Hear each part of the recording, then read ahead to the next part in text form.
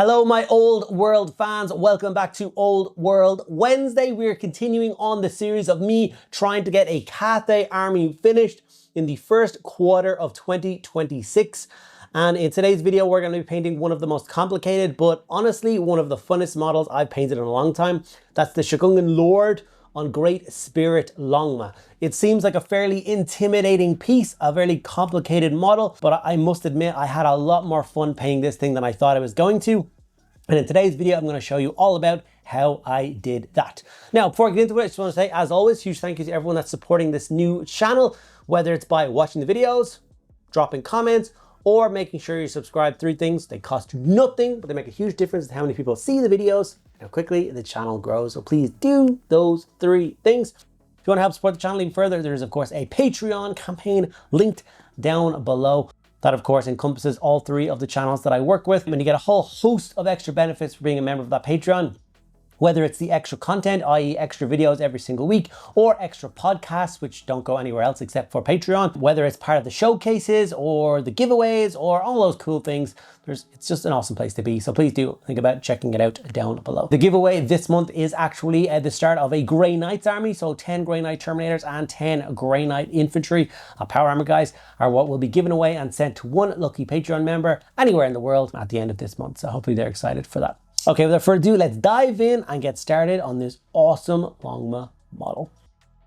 Okay, so this model is actually one of the most kind of requested miniatures to paint on the channel. I didn't do it when I was doing the random Cathay stuff when they came out, and I did get so many comments asking when this video was going to be a thing. So here it is. I'm going to have as much fun as I possibly can, and I'm going to get this beast painted up. So obviously I did my usual spray of black and then a nice coat of grey sear over the top of it, to give me a nice base coat for contrast to interact with and to get all these base coats on the model. Now, obviously the main color for my Cathay is the orange and black scheme. So I did just Google, because I'm not very good with colors, is what goes well with orange. And I got this teal color suggested to me. And then I spent an awful lot of time trying to figure out what colors that actually was translated to Citadel paints. So it turns out Aldari Emerald is the contrast paint for making the perfect base coat for this tone. It's not a color I think I've ever actually used before, so it was really fun trying out a new contrast and loving the results I got straight away, and then kind of going from there.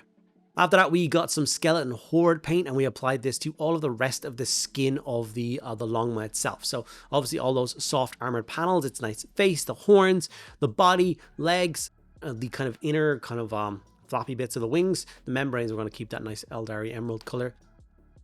Now, obviously, it looks awful right now, but I promise you, I'm actually super proud of myself for how I painted this miniature. I think when you see it at the very end, you're going to like it too. So please do apologize for the ugly stage. It does have one. It does take a few minutes to get through it, but we'll get there. Don't panic.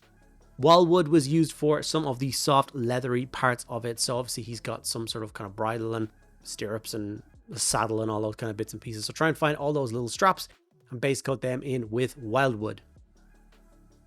As you can see, it goes around the Longma's neck as well. There's some kind of trinkets on there, but yeah. Gryph-hound orange contrast shall be used for base coating in all of the cloth. So obviously this guy is part of my Cathayan army, which is the orange and black. So this guy's actually basically got like two capes.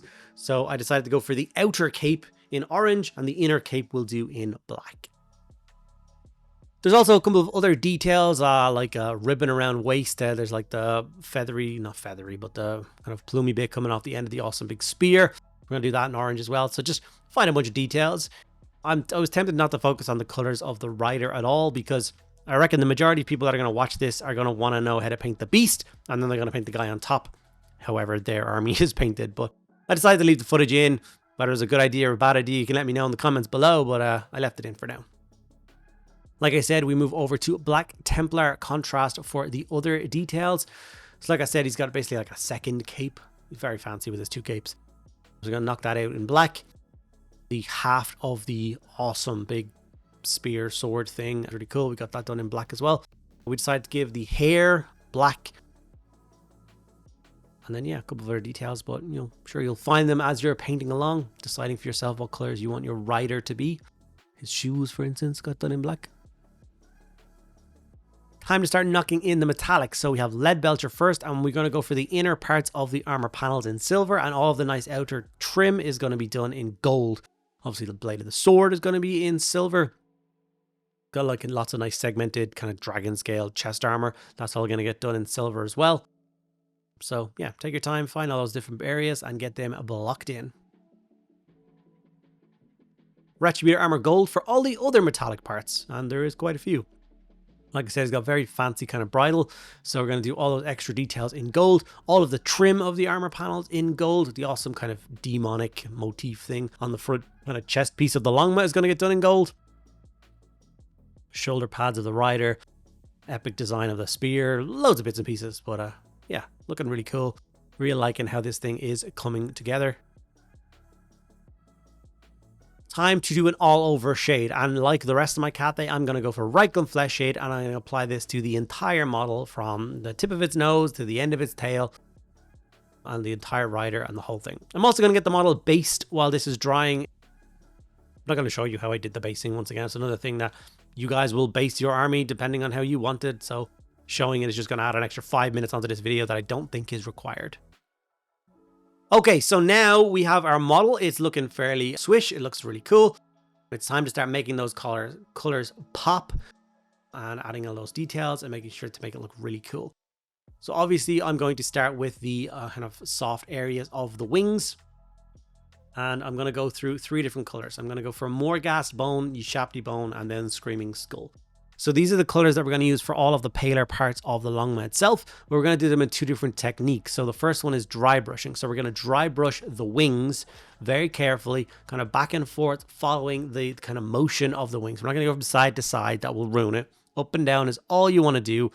It will catch any of the creases, any of the curves, and it will make it look really nice. You just have to be patient. Make sure there's not a lot of paint on your brush whatsoever. You can always do, like I'd rather do 20 or 30 passes with the brush, leaving a tiny amount of paint behind each time, rather than accidentally overloading my brush and doing a big kind of spludge down the middle and ruining it. That's not what you want.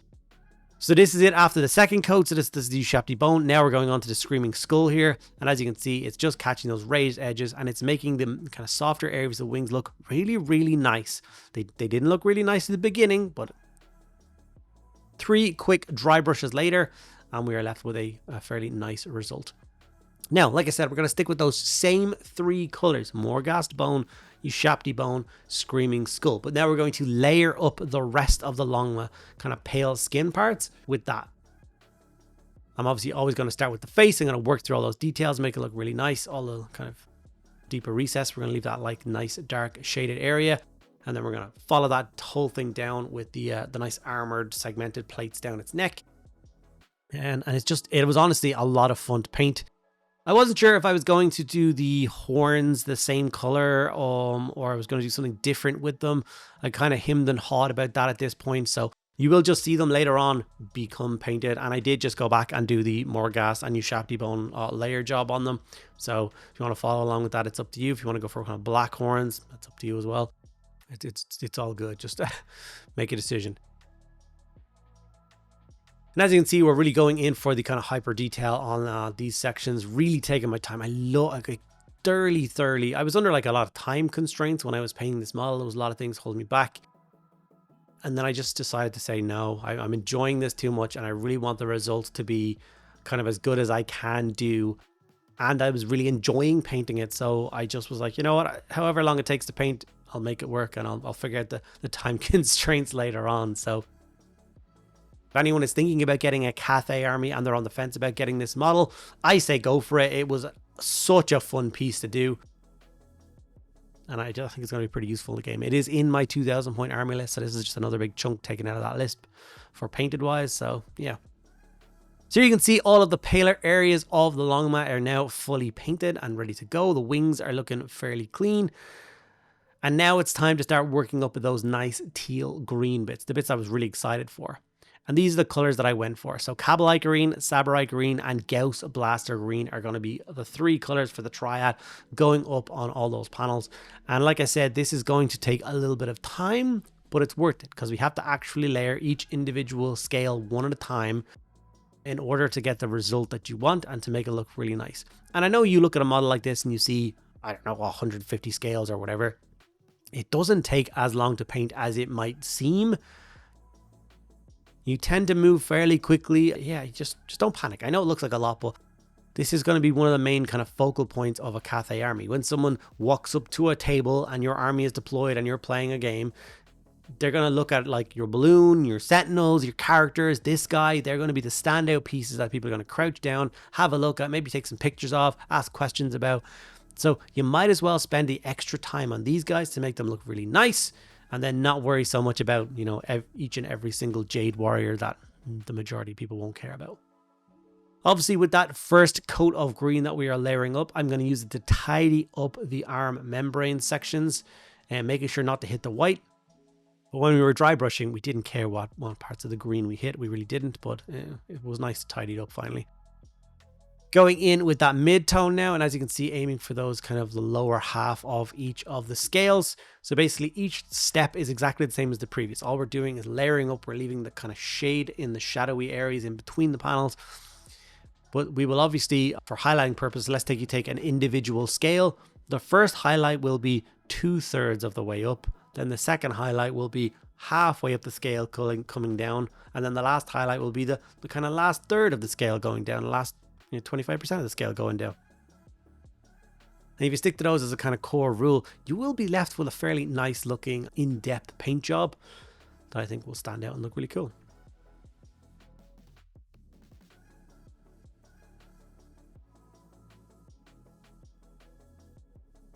The direction in which you highlight, I think, is always important. Take the fin on his back. I'm always going towards the body and then pulling it away.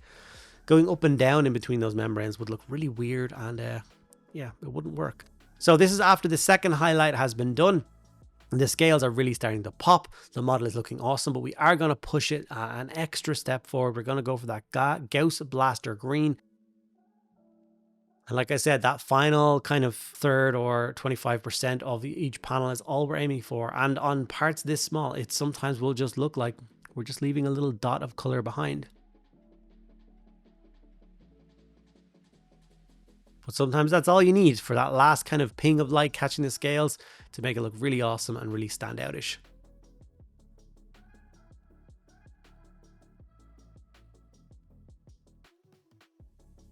I'm super pleased with this. I really am. Yeah, I'll pat myself on the back here for how this thing turned out.